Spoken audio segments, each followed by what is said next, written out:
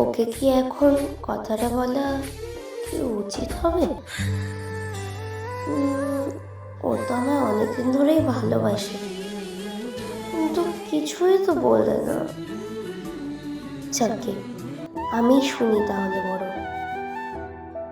আচ্ছা শুভ, হ্যাঁ বল।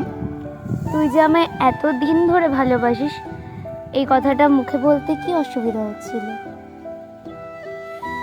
কিছু কিছু জিনিস মুখে বলতে হয় না, বুঝে নিতে হয়, ফিল করতে হয়, বুঝেছিস? আর তাছাড়া আমি তো এটা জানি না যে তোর মনে কি আছে, ওই জন্য বলা হয়নি।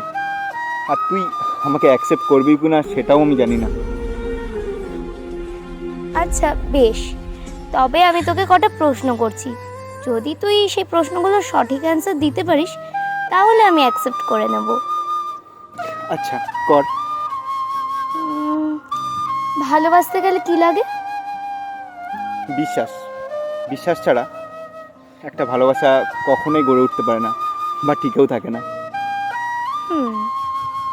বিশ্বাস কাকে বলে? বিশ্বাস, ধরে নে তুই একটা বাচ্চাকে উপরের দিকে ছুঁড়ে দিলি, কিন্তু বাচ্চাটা তখনও হাসছে, কারণ ও জানে তুই ওকে ঠিকই ধরে নিবি। আর এটাই হলো বিশ্বাস। বুঝলাম। আচ্ছা শুভ, আমার জন্য তুই সব করতে পারবি? না। কেন?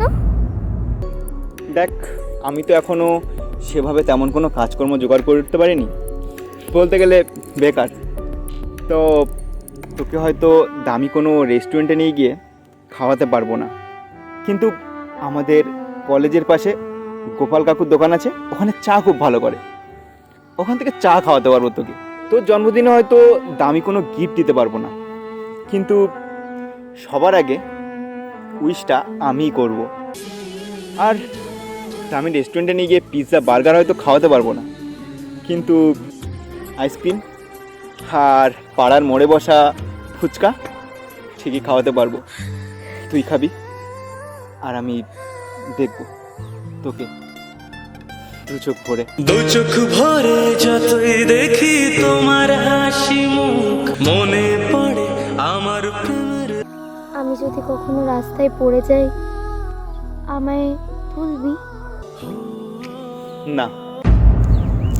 কেন? দেখ, তুই পড়ে যাওয়ার আগেই আমি তোকে ধরে নেব। পাগল একটা। আমি তোকে খুব ভালোবাসি রে, খুব। আমিও। শুধু তোমাকেই ভালোবেসে শুকনো নদীতে ডিঙে ভাসিয়েছি মোহনার কাছে এসে, শুধু তোমাকেই ভালোবেসে। ভালোবাসা তো সেটাই, যেখানে কোনো মিথ্যে অজুহাত থাকে না, থাকে একে অপরের প্রতি বিশ্বাস, ভরসা আর দুজনকে আগলে রাখা।